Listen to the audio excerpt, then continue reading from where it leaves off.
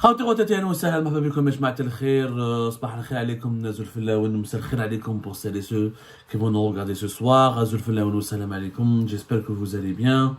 Nous sommes le 17 avril 2024 malgré une grippe. Encore une fois, nous n'avons pas du tout de chance avec cette grippe. Une maudite grippe nous a encore affaiblis. C'est ça le surmenage, le travail. Je rappelle qu'au mois d'avril, il a fait un peu beau ici en France. Ensuite, les températures ont baissé extrêmement brutalement. Ou là de façon avec une brutalité extrême, donc ça nous a un peu affaiblis, mais du moins nous sommes toujours avec vous parce que l'heure est grave.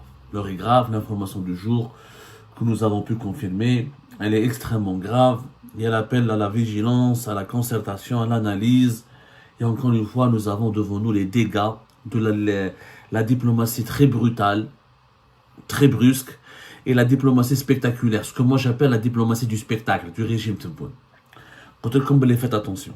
Des provocations à l'égard des pays, des monarchies du Golfe, des pays richissimes et des puissances du Golfe, elles vont nous faire du mal et elles ne sont pas dans l'intérêt de l'Algérie. L'Algérie, à l'époque de Bouteflika, l'a démontré, elle a toujours eu le respect des pays du Golfe, elle a toujours obtenu leur amitié, elle a toujours entretenu de bonnes relations avec ces pays-là, et c'est pour cette raison qu'elle a toujours eu elle a toujours trouvé dans ces pays-là une oreille attentive et une collaboration pragmatique.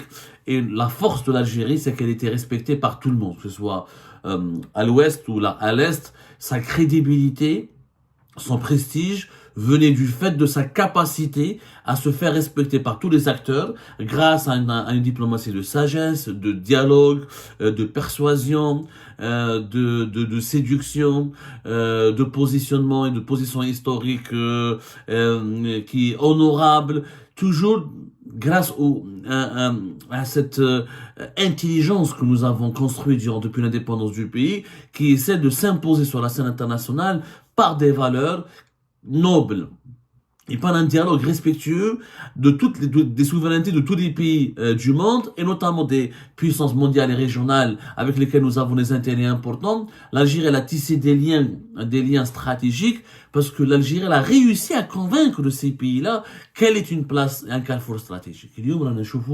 La situation elle est devenue catastrophique. Et comme on a les déclarations de Tebboune, moi je savais les déclarations de Tebboune du 30 mars dernier contre les Émirats Arabes Unis allaient vraiment produire un effet catastrophique. وكما كان الحال كما كان الحال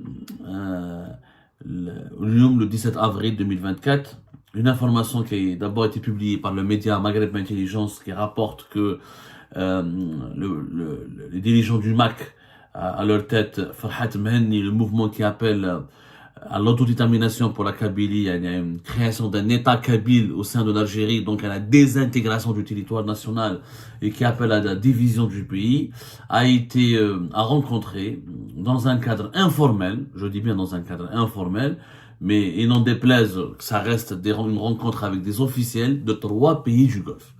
3 pays du Golfe, l'information nous avons pu la vérifier, nous avons même regarder des photos, nous avons parlé avec des sources qui étaient présentes sur le lieu. D'ailleurs, la photo avec la délégation, avec les officiels saoudiens a été bel et bien diffusée.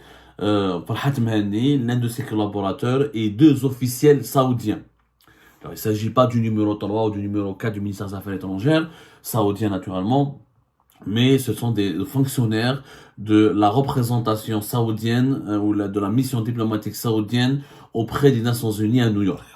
3 des fonctionnaires ou des représentants officiels de 3 pays du Golfe ont rencontré dans les couloirs du Palais des Nations Unies à New York Farhat Mehenni, le leader du MAC, avec l'un de ses collaborateurs. Et des photos immortalisant cette rencontre et ces échanges ont été prises, ont été immortalisées ce moment-là. Ont immortalisé ce moment-là. Et ça, c'est inquiétant, Yashma'a. Ça veut dire que ces pays-là s'intéressent à un mouvement séparatiste qui s'appelle le MAC. Ça veut dire que le MAC commence à intéresser, quand même, on parle d'une... Bon, c'est pas une audience. Bon, d'après ce que nous avons pu confirmer comme information, il n'y a pas eu une audience qui a été accordée par les délégations, les missions diplomatiques de ces 3 pays du Golfe au leader du MAC, un mouvement séparatiste qui appelle encore une fois à la création d'un État kabyle indépendant et donc à la fin de l'unité nationale. Tous les pays du monde sont soucieux de la protection de l'unité nationale. L'Algérie ne peut pas faire exception là-dessus. Et elle a complètement le droit de dénoncer ces radicaux et de protéger son territoire. Tous les pays du monde. Il n'y a pas un pays qui peut accepter la naissance ou l'avènement d'un mouvement séparatiste sur son propre territoire et qui menacerait son intégrité territoriale. Le siège des Nations Unies à New York, qui est situé à Manhattan, il y a eu donc la délégation du MAC qui est partie là-bas, et grâce à des lobbyistes américains, ils ont pu organiser une rencontre informelle dans les couloirs du siège des Nations Unies avec les délégations de 3 pays du Golfe, lesquels l'Arabie Saoudite, les Émirats. Ça, nous avons confirmé officiellement ces informations-là. Farhat Mahani a rencontré des officiels émiratis et saoudiens. Le 3e pays, c'est le Qatar, mais je ne peux pas vous le confirmer à 100%, mais d'après nos sources, il y a aussi le Qatar. C'était en tout cas les 3 plus importants pays du Golfe. Et les 3 importants pays du Golfe sont, en ce moment, le Qatar, les Émirats et l'Arabie Saoudite. Il y a 6 pays du Golfe, Bahreïn ou Sultanat d'Oman, Koweït. Le Yémen est en guerre, ravagé par la guerre, il n'a pas de puissance, il n'a pas de prestige diplomatique en ce moment. Le Sultanat d'Oman, c'est un pays qui est isolé, qui vit reclus, qui ne se mêle pas des affaires stratégiques. Le Bahreïn s'aligne automatiquement sur les Émirats et l'Arabie Saoudite. Et le Koweït, il essaie d'être neutre et il ne brille pas, il ne se mêle pas, il n'a pas une politique diplomatique offensive. Les 3 pays les plus importants, les 3 monarchies les plus importants, les 3 États les plus importants des pays du Golfe, qui sont les 3 pays les plus riches de la région, l'Arabie Saoudite, les Émirats et le Qatar. Et Farhat Mahani a pu obtenir une rencontre informelle avec les représentants de ces 3 plus importants pays. Ces 3 pays ont des visions totalement différentes concernant l'Algérie, mais il s'avère que les Émiratis et les Saoudiens ont une vision claire. Ils ont un problème avec l'Algérie, ça se passe très très mal avec le régime algérien, et leur rencontre avec Farhat Mahani et ses collaborateurs est un signal. Je dirais même un message d'avertissement. On ne peut le comprendre que de cette manière. Des photos ont été prises, des échanges pendant un certain nombre de minutes. Les officiels émiratis saoudiens ont pris connaissance du projet de Farhat Mahani, qui leur a exposé son projet de déclarer l'indépendance de l'État kabyle, entre guillemets, le 20 avril 2024, qui est une idée naturellement folle, complètement ridicule et complètement caduque, qui n'a absolument aucun sens. Mais le problème n'est pas fait Farhat Mahani, on est dans son délire. Le problème, c'est que c'est la première fois que des officiels des États du Golfe acceptent de le rencontrer, de l'écouter et de lui parler et de prendre une photo avec lui, de s'afficher à ses côtés. Hadi, c'est extrêmement inquiétant. Et ça survient juste après le 30 mars. La fameuse interview d'Abdelmajid Tebboune, où Abdelmajid Tebboune est parti très très loin. Sarahatan, aucun chef d'État au monde ne peut parler de cette manière. Menacer directement notre pays, sans preuve, l'accuser gravement d'atteinte à la sécurité nationale, de fomenter des complots, de lancer des manœuvres d'hostilité contre ton pays. Ensuite, le provoquer. C'est des paroles extrêmement graves qui n'ont jamais été tenues de mémoire d'homme par des chefs d'État de façon aussi officielle, dans un cadre aussi officiel, aussi public qu'une interview. Et là, clairement, la crise avec les pays du Golfe est en train de profiter aux séparatistes du MAC, qui ont réussi donc à rencontrer les officiels des 2 plus importants pays. Le Qatar, je n'ai pas pu le confirmer. Mais les Émirats arabes unis et l'Arabie Saoudite, je l'ai confirmé. Ils l'ont écouté, ils ont pris en considération ses propos. Ça ne veut pas dire que les Saoudiens soutiennent le MAC.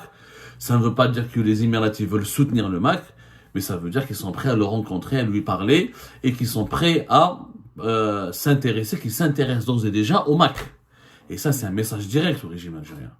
Et dans la Khab, si tu veux l'hostilité, là, le message, il est clair. Les Émiratis et les Saoudiens, leur message est clair. Si tu veux vraiment qu'on soit des pays hostiles à l'encontre de l'Algérie, on peut le devenir.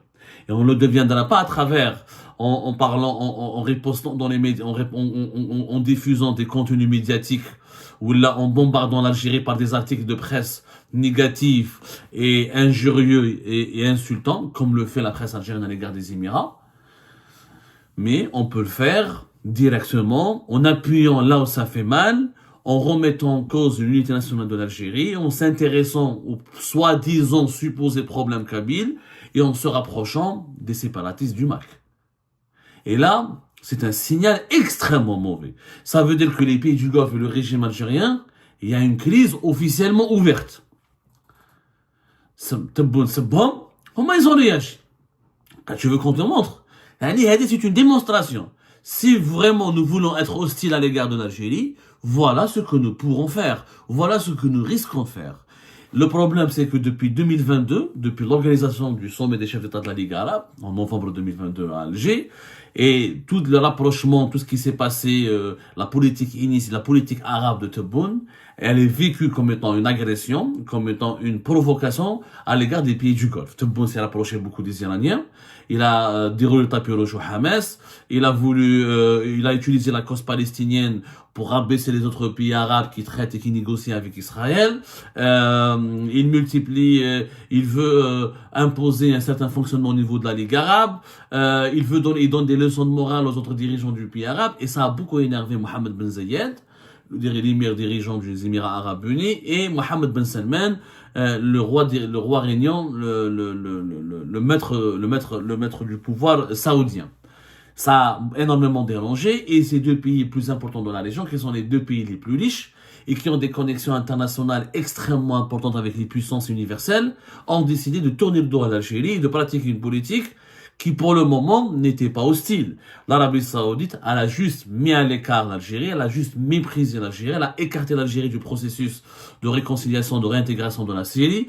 Elle a humilié l'Algérie en l'écartant des lignes les plus importantes dans les membres de la Ligue arabe concernant les pourparlers pour le retour de la Syrie. Elle a refusé, Mohammed Ben Salman, il a refusé de venir en Algérie à 2 reprises. Il devait venir à 2 reprises entre 2021 et 2023. Il n'est pas venu. Là, ils ont gelé leur projet de coopération avec les autorités algériennes. Ils maintiennent des échanges totalement superficiels et comble de l'humiliation, le comble plutôt de l'attaque. Comment pour le moment, les pays du Golfe expriment leur désaccord ou là essayent de la façon, le mode d'emploi de leur entre guillemets hostilité à l'égard de l'Algérie, c'est de soutenir le Maroc. Les pays du Golfe ne sont pas d'accord avec la politique anti-marocaine du régime Tebboune, n'approuvent pas les menaces et la politique très agressive à l'encontre du Maroc. Voilà les sujets de divergence. Mais là, jusque-là, il y avait des limites rouges qui n'ont pas été franchies. Là, on a franchi une limite rouge. Là, les Saoudiens et les Émiratis se sont intéressés aux représentants du MAC. Je ne sais pas ce que le Qatar m'a dit, j'ai pas d'informations. Est-ce que réellement les Qataris ont rencontré Farhat Mhanni? Qu'est-ce qui se passe? En tout cas, les Émiratis et les Saoudiens, je le confirme. Ça, j'ai pu obtenir la confirmation. Maintenant, peut-être que les Qataris l'ont rencontré pour lui dire non, il faut conserver l'unité nationale de l'Algérie, etc. C'est possible parce que les Qataris sont assez proches du régime algérien et le Qatar est gagnant dans cette politique anti-émirati du régime algérien parce que le Qatar c'est le grand rival des Émirats et ça lui fait plaisir que les Émirats qui sont plus riches et plus puissants sur le plan diplomatique que le Qatar, ça l'intéresse que l'Algérie essaye d'avoir une relation empoisonnée avec les Émirats pour avoir un poids qui contrebalance parce que pratiquement tous les pays arabes sont acquis à la cause des Émirats. Il n'y a aucun pays arabe qui pratique une politique anti-émirative, anti-saoudienne. Il n'y en a plus. Le Soudan est en guerre civile entre les partisans, entre les alliés des Émirats et leurs opposants. L'Égypte acquise à cause des Émirats et de l'Arabie Saoudite. Le Maroc aussi. La Tunisie, elle est neutre, même si elle a beaucoup d'intérêt avec les Émiratis et les Saoudiens. La Libye, divisée en deux, mais toute la partie de l'Est, elle est acquise aux Émirats. Donc, c'est vrai que MBZ, les Émiratis ont une politique plus agressive que l'Arabie Saoudite, mais l'Arabie Saoudite, c'est le même agenda. Entre l'Arabie Saoudite et les Émirats, c'est le même agenda. À quelques exceptions, la seule différence, c'est que les Saoudiens sont beaucoup moins radicaux que les Émiratis et qui cherchent davantage à garantir la paix dans la région et qui ne sont pas aussi favorables à l'instauration de régimes militaires ou la militarisés qui travaillent pour leur compte. Et surtout par rapport à l'Iran, les Saoudiens cherchent une solution de paix durable avec les Iraniens, alors que les Émiratis se méfient énormément des Iraniens. Ils ne pensent pas du tout qu'il est possible d'avoir une paix durable avec les Iraniens. Et l'autre point de différence de l'Arabie Saoudite et des Émirats, c'est que les Émirats font une alliance militaire et sécuritaire et diplomatique importante avec Israël. Et là, l'Arabie Saoudite, pour le moment, se contente d'échanger avec Israël à travers les coulisses, de façon uniquement informelle, et qu'elle refuse pour le moment de normaliser les relations. Et d'ailleurs, au moment où on allait normaliser les relations à la fin de l'année 2023, il y a eu la guerre au Gaza, la guerre à Gaza, avec les attaques du Hamas du 7 octobre et tout ce qu'on est suivi comme tragédie, comme violence commise par l'armée israélienne contre les populations palestiniennes.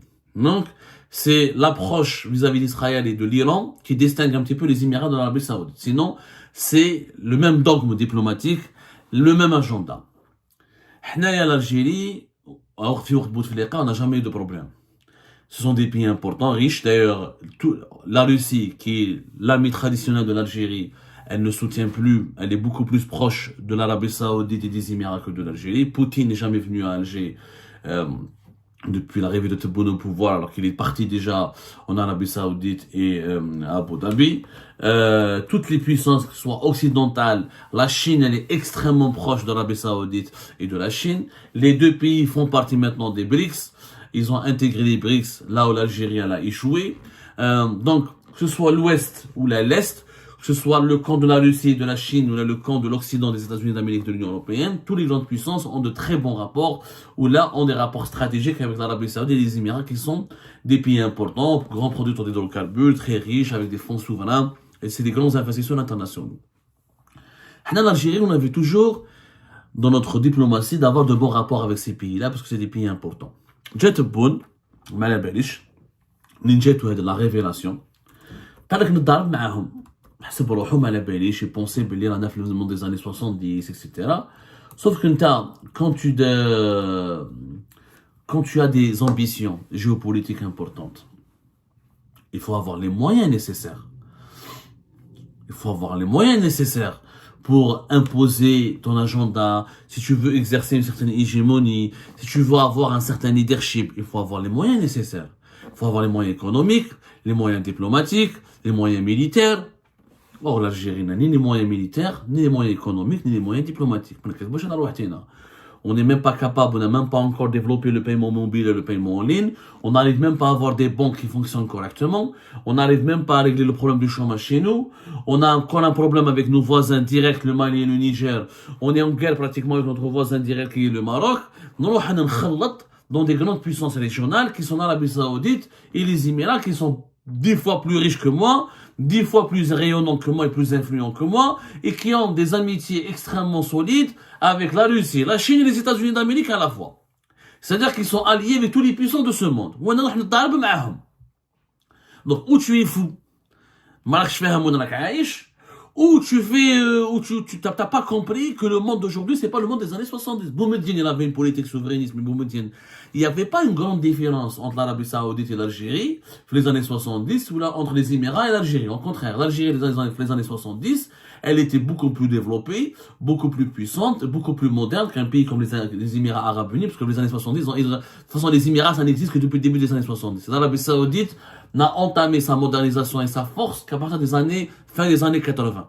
Donc, à l'époque boumedienne, l'Algérie était forte, économiquement, diplomatiquement, et même militairement, que les pays du Golfe. Donc, elle se permettait de narguer les pays du Golfe, d'exprimer son désaccord, et au contraire, Boumedienne n'a jamais insulté, ou l'a accusé, ou elle n'a jamais eu de bras de fer direct aussi violent avec les pays du Golfe, comme le fait Abdelmajid Tebboune. On n'est pas dans le monde des années 70. Le fossé économique qui sépare l'Algérie de l'Arabie Saoudite et des Émirats, il est tout simplement immense.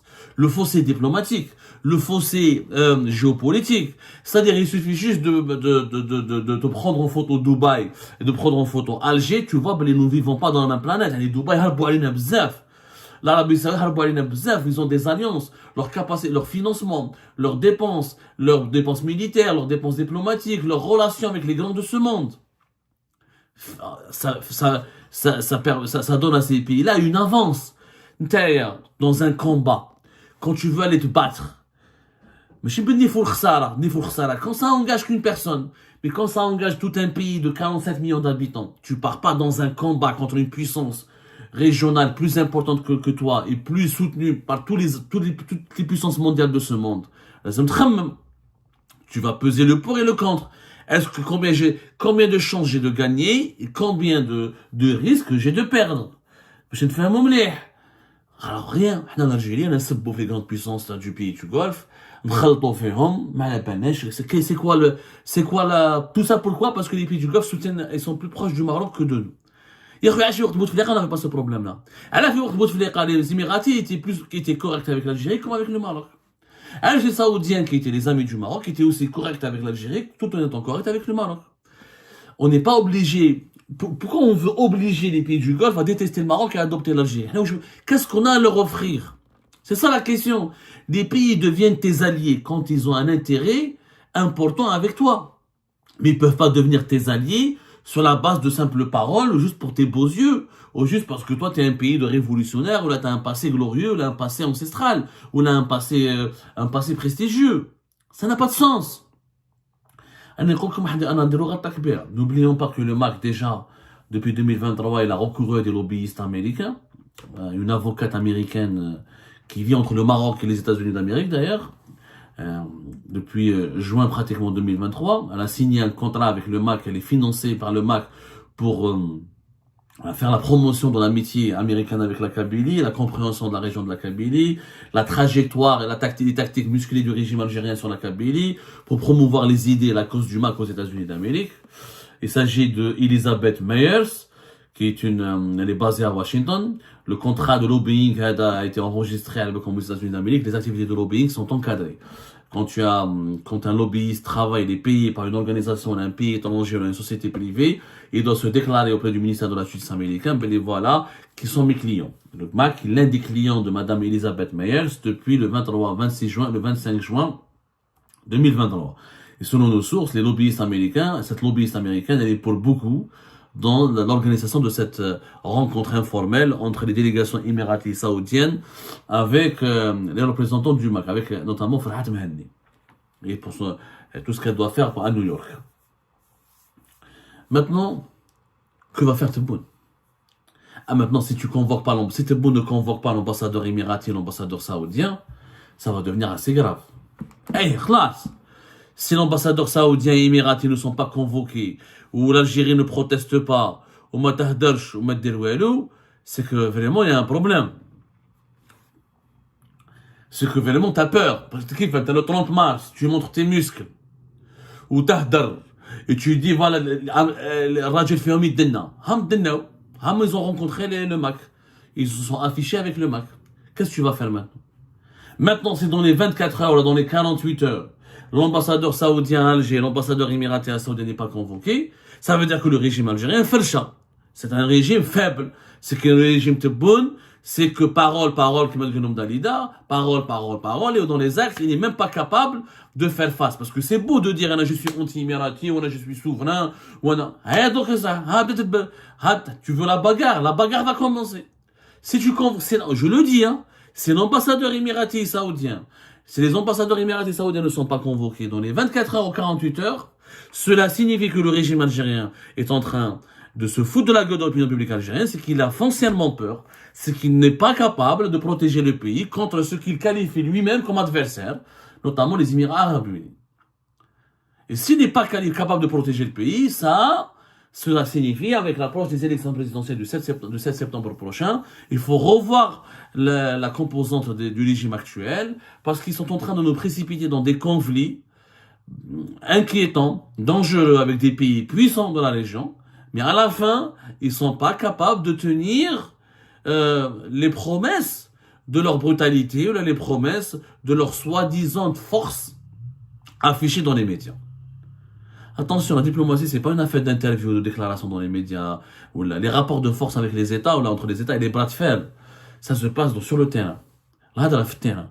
Mais si tout le monde peut parler dans les médias, dans les interviews, les réseaux sociaux, vous allez voir que l'Algérie va pour le moment réagir médiatiquement. Mais est-ce qu'elle va avoir le courage de convoquer les ambassadeurs saoudiens et émiratis? Telle est la question.